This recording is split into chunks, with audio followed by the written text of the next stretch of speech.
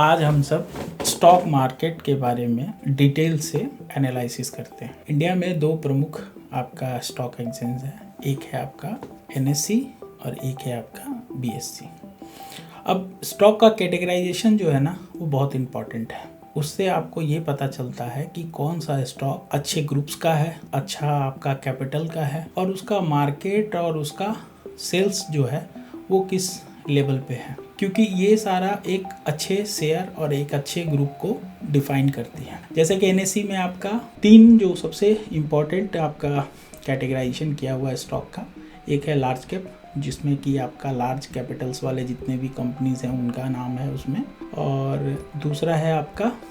Mid cap जो आपका large cap से कम और स्मॉल कैप से ज़्यादा कैपिटल वाली कंपनियां का लिस्टेड है, और तीसरा आपका है स्मॉल कैप। स्मॉल कैप वो कंपनियां होती हैं जो कि अभी आपका डेवलप हो रही हैं, मतलब वो मिड कैप से जिनका आपका वैल्यूएशंस कम है, प्लस एक आपका माइक्रो स्मॉल कैप से बड़ा है, और सबसे लास्ट में आती है micro small caps. Total NSC में आपका 2000 प्लस स्टॉक लिस्टेड है, जिनमें की सबसे गुड और ए लिस्टेड कंपनी जो होती हैं वो लार्ज कैप्स और मिड कैप को कंसीडर आप कर सकते हो। इन कंपनियों का बैलेंस शीट, इन कंपनियों का सेल्स रिपोर्ट, इन कंपनियों का कंप्लायंस रिपोर्ट और इनका ए रेटिंग या रेटिंग एजेंसियों के द्वारा जो रेटेड किया हुआ है, इन कंपनियों को आप एक गुड मतलब कंपनी के कैटेगराइजेशन में आप इसको देख सकते हो। तो कैटेगराइजेशन ऑफ स्टॉक्स क्या करता है कि एक फर्स्ट व्यूअर या फर्स्ट मतलब मार्केट कॉमर्स के लिए एक व्यू देता है कि ये स्टॉक्स आप ले लोगे तो रिस्क कम है, क्योंकि रिस्क प्रोबेबिलिटी जितनी कम होगी उतने ही अच्छे स्टॉक्स में आप उसको काउंटर कर सकते हो। सेम चीज़ आपका BSc means Bombay stock exchange, इसमें आपका 4000 प्लस स्टॉक लिस्टेड है। इसमें आपका 4-5 कैटेगरीज होते हैं। ए क्लास, ये कंपनियां वो होती हैं जिनका कि एक्सचेंज में जितने भी गाइडलाइंस हैं उनको फॉलो करती हैं, प्लस इनका सेल्स प्लस इनका कंप्लायंस का जो फिगर है वो ऑलवेज पॉजिटिव रहता है। टी क्लास की कंपनी, ये कंपनी जो होती हैं जो कि आपका इंट्राडे पे बेसिस पे ट्रेड करती हैं, और जेड क्लास की कंपनियां होती हैं जो कि कंपनी एक्सचेंज के रूल्स को फॉलो करती हैं प्लस ग्रुप्स में आइडेंटिफाई रहती हैं। एस क्लास स्मॉल और मीडियम कंपनीज होती हैं जो ग्रुप एस ग्रुप में आते हैं, जिनका टर्नओवर 50 करोड़ से 5 करोड़ के नियर अबाउट होता है। और B class, this company are normal trading volume और fall under the rolling system, means ये सिस्टम के थ्रू रोल आउट होती हैं इन कंपनियों का, जैसे आप आज खरीदो तो कल आपका होगा, T+1 जिसको कहा जाता है। और XT ये स्टॉक है जो कि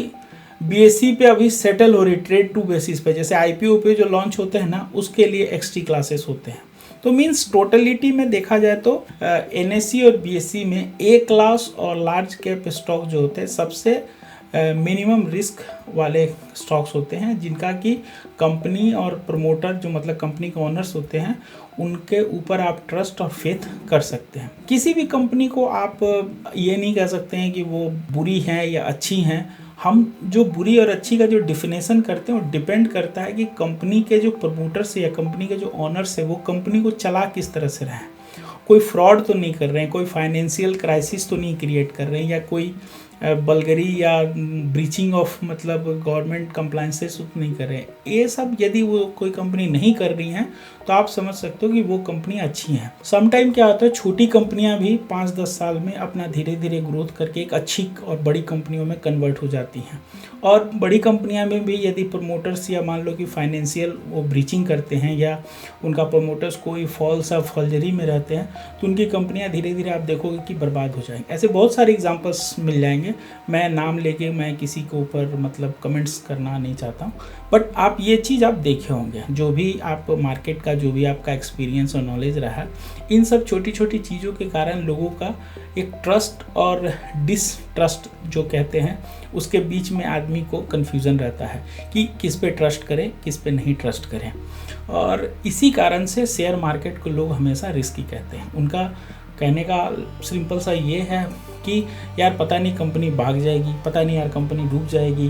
पर आप यदि थोरोली सोचो कि आप खुद भी यदि आप बिजनेसमैन रहते या आप कोई कंपनी का बिजनेस करते तो आप उस बिजनेस को कैसे चलाते, आपका सेटअप क्या रहता, आपका सिस्टम क्या रहता, या गवर्नमेंट्स रूल्स को आप कैसे फॉलो करते, या उस सेक्टर में ग्रोथ रेट क्या है, पी रेशियो क्या है। तो मीन्स यदि आप उस लेवल में थॉट्स प्रोसेस को ले जाते हो तो आप किसी भी कंपनीज को, किसी भी सेक्टर्स के कंपनी को आइडेंटिफाई कर सकते हो। मेनली हम लोग किसी कंपनी में क्या देखते हैं कि उसकी फाइनेंशियल कंडीशन क्या है, क्लियरली उसका सेल्स ग्रोथ रेट क्या है, देखते हैं कि उसमें लास्ट 4 to 6 क्वार्टर में जो ग्रोथ रेट है वो पॉजिटिव में रहा है, देखते हैं कि कंपनी का जो डेब्ट है जो वो धीरे धीरे आपका